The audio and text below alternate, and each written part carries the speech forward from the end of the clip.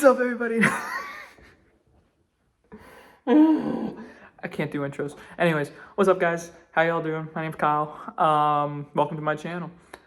Before I get into the review for Mission Impossible: Dead Reckoning Part 1, I just wanted to give a bit of an intro about myself and why I wanted to do this. So I am a film major at Towson University, and I'm learning to become better and adapt and grow.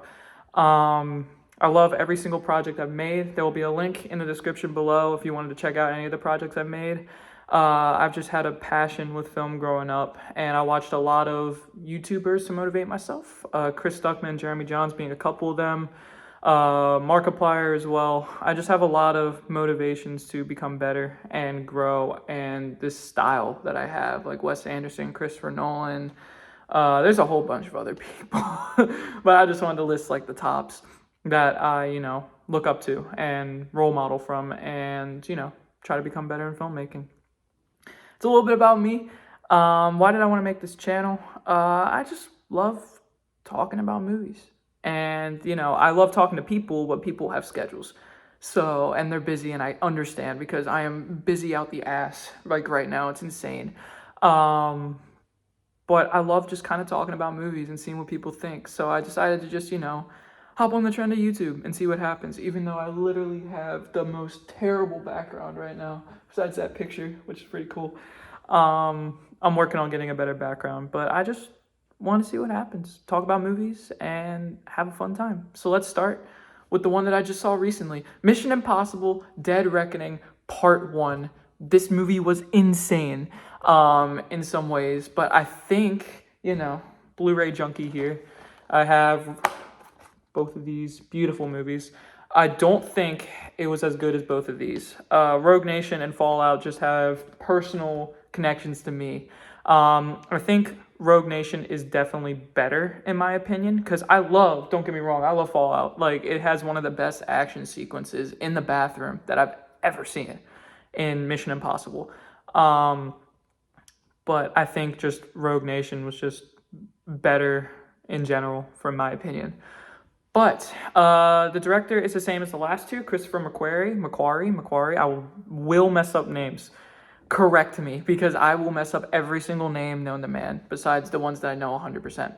So Christopher McQuarrie is a director, and the actors are Tom Cruise, Haley Atwell, Rebecca Ferguson, Vanessa Kirby, Pom Klementieff, and Isiela Morales. And there's more, but I just wanted to list the top at the moment. What did I think about this movie? So, I wanted to wait to review this movie till I saw it again, because the first time I was just consistently, just bashing the film. I was just literally hammering it on how mid it was, and how it didn't live up to the last two. It didn't live up to even Top Gun Maverick, which I really loved. But then I, watched it again, and I saw it in 4D this time, which kind of heightens the experience, because I'm like, all right, I gotta see this in 4D, dude. I'm an action junkie. I gotta see this. And wow, did it make it 10 times better. And Tom Cruise is just a freaking genius when it comes to, theaters and stuff, and just how he wants his movies to be. Like, he has, this passion that drives him, and it literally is my biggest motivation. Like, when I create a movie, that's how much effort I put into it. Like, it's just the amount of, struggle, effort, and just working as hard as you can to make it happen. And he does that, and it's freaking awesome. I'll start with what I loved. I won't bash on it yet. Love Tom Cruise in this, and the fact that he jumped off a freaking mountain with a bike. Yeah, he did that. Yeah, he did. No, it's not CGI. He did that, which was insane to me. And it was so cool when I saw that, because it literally just went quiet, and you just see him dropping down the mountain. I'm just like, yo, boss, what? And just all the stunts that he does was beautiful. It was so cool to see. And I loved every second of watching those stunts. And the car chase sequence was awesome. There was a fight in the alley that was really cool. There's a whole bunch of really cool stuff in this movie that still lives up to it. The stunts and everything carried this movie. And it was just really, really cool. The chemistry between Luther, Benji, and Ethan are still there. And Rebecca Ferguson was great. The new addition, Haley Atwell, I thought she was really, really good in this film. The chemistry between her and Tom Cruise really clicked. And seeing it a second time, I loved it even more between them with the chemistry, and it just worked really well. Now, that was all the good parts. A couple of things that I thought were a little weak in this film.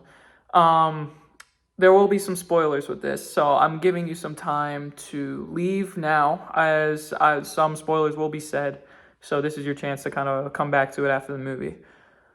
Some things I didn't like, well, this one isn't really a spoiler, but I really did not like the version of the Entity. I thought it was a cool concept. Like, I loved how they were talking about AI and how, because it's so real now. Like, AI is like, can virtually like take over the world at this point, and people don't realize that, and it's scary to me.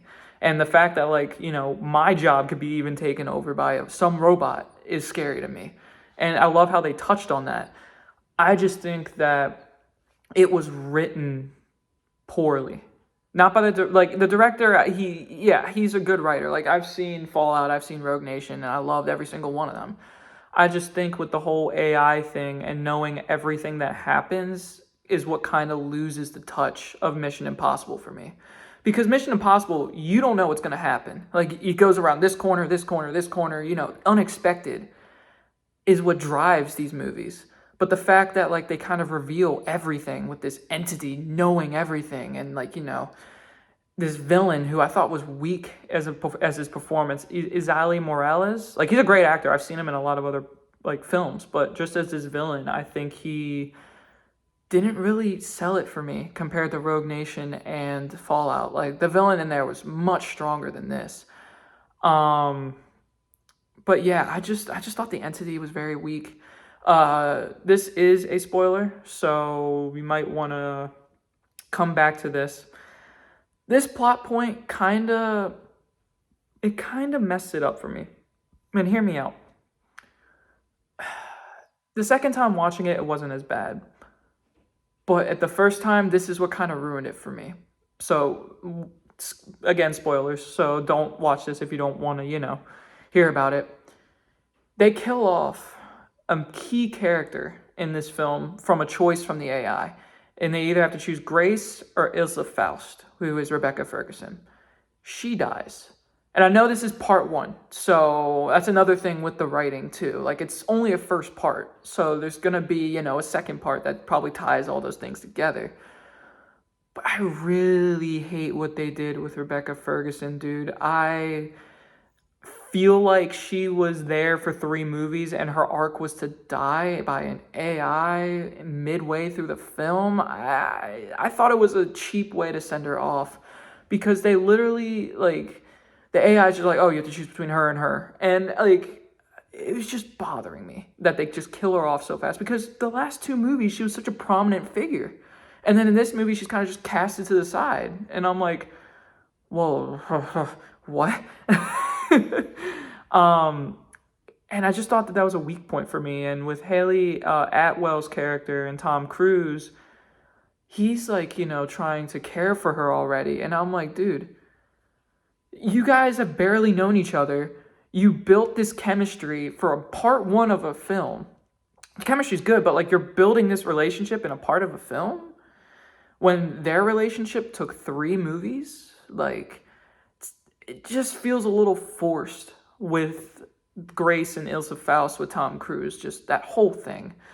And the villain as well, like, how did you not know he existed 7 years? It's just, that whole part doesn't make sense to me as well. And just the entity and all that other stuff. And that plot point was really a killer for me. I also thought the runtime was a little long. I feel like they could have cut off a little bit of that, a little bit of the film. Also, what's her name? Palm Clementin, the person who plays Mantis in Guardians of the Galaxy. She was really good.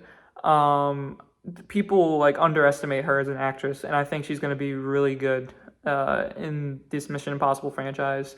And I loved all the new additions. I thought it was really cool. I did think there were a little too much characters to focus on. I thought it was just like this, and this, and this, and this, and the entity, then all this, and these people, and it's just, I thought it was too much a little bit. The train was sick. There were so many cool parts about this film.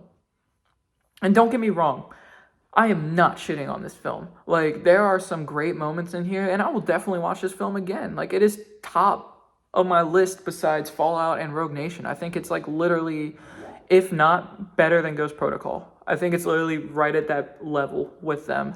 I just don't think it's ever going to beat Fallout or Rogue Nation for me because those films are just too perfect, and I've watched them so many times. And like Tom Cruise just gives his best performance. The villain was good, the story was good, and the action was perfect. I hope the next one they go with more hand-to-hand combat. That's my other issue, is that, you know, I loved Fallout went with more hand-to-hand combat and Tom Cruise having more fights. And he flew a helicopter, which was sick as well for stunts. But I thought the hand-to-hand combat was what invested me with Fallout. And in this movie, they kind of shy away from that and more towards the stunts, which I'm cool with because the stunts were freaking insane. But it was just sad that there was just a lack of that, hand-to-hand combat. And yeah, I think other than that, guys, Mission Impossible Dead Reckoning Part 1 is definitely worth seeing in the theater. It is meant for the theaters because that movie goes insane. It was super cool. It was super good. I enjoyed it besides those flaws. I really hope in the next part they kind of buff out the villain and add some cooler, like, hand-to-hand combat scenes or, make it more tension-filled. Also, real quick before I go, the way that Tom Cruise reacted to literally the, like, girl he was interested in for the last 3 films was really disappointing to me. Like, he was just like, oh, she died. Well, time to move on to the next chick. Time to move on to Haley Atwell, I guess. I just thought that part was a little kind of weird too. But anyways, what did you all think of Mission Impossible Dead Reckoning Part 1? I enjoyed it. I didn't think it was as good as some that I've already seen, but it was definitely worth seeing in theaters. What do you all think about it? Please let me know. I could be wrong. Everything is subjective in the film industry. Everything's opinion based. That's that I love about this major, is that, nothing's ever just right or wrong. Everything is just opinions. And it's cool. And I love seeing that. So anyways, I'm out. Hope you all have a good one. Yeah. Peace. One more thing also, before I forget. We always forgot to remember the Tom Cruise run, right? The Tom Cruise run happens in this movie. That's it. Peace.